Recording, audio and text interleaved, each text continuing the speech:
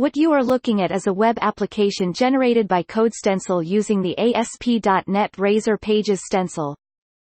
Not a single line of code has been written and you have a fully functional application with full CRUD capabilities.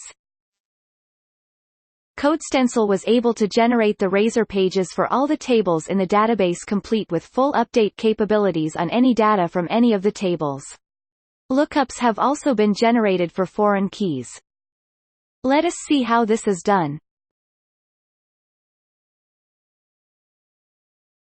There is a new feature called Stencil Manager that allows easy download and registration of stencils.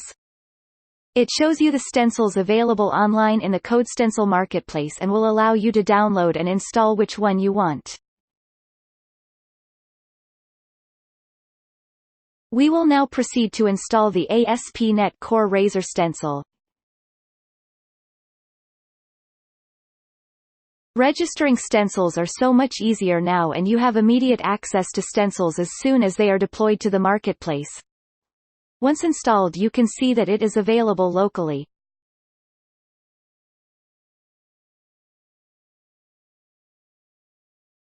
Create a project called My Project.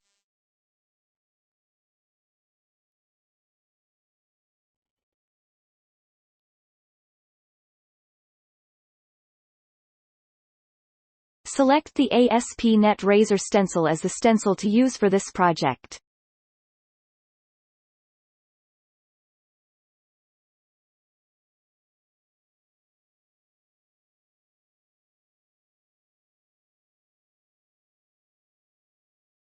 Once the project has been created, you need to import a database schema. We will be using the Chinook database. The schema import wizard is simple enough and will guide you through the steps of importing a schema. Select a SQL Server connection and select the Chinook database or any other SQL Server database you have. Select and import the tables you want to use. Now that we have imported the schema, we want to show a label or field from the foreign key table so a meaningful label is displayed instead of a key value, which makes no sense to the user. After opening the column edit table, select Name for the display column field. Change the caption to Artist. Check the Sortable checkbox. After the code has been generated, you can see that the artist column can be sorted. This is possible because the Sortable checkbox was checked. If you want to provide your end users with search capabilities, all you need to do is to check Searchable. This will add a search box in the user interface based on the first name column. As you can see, this view has a search by first name function. Once you are done with the configuration, the next thing to do is to generate the code. The generated code is consistent and well-structured. CodeStencil's strength lies in the fact that you can manipulate it to intelligently use the tables and columns in a schema to generate relatable content for you based on how you structure the process. For example, this string CS table list will iterate the list of all the tables in your schema and generate the menu into the layout.cs HTML file used by the Razor pages.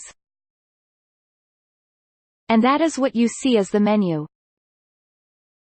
The good news is that this string is not a hard-coded function in CodeStencil.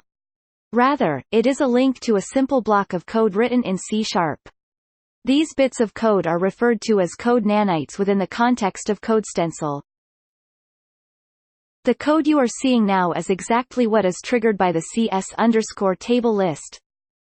There are many code nanites already written to help code generation. However, you can easily write your own code nanites if you want to, and call them during the code generation process to manipulate how the code is generated.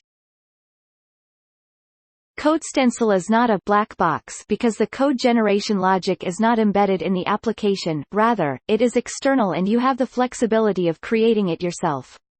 You can do this without learning a templating language or creating complicated scripts for scaffolding. Please visit www.codestencil.com/roadmap for a list of other stencils in development. If you have any ideas of a new stencil type you will like us to create, please send this request at www.codestencil.com/stencil-ideas. Also, please follow us on Twitter and Facebook.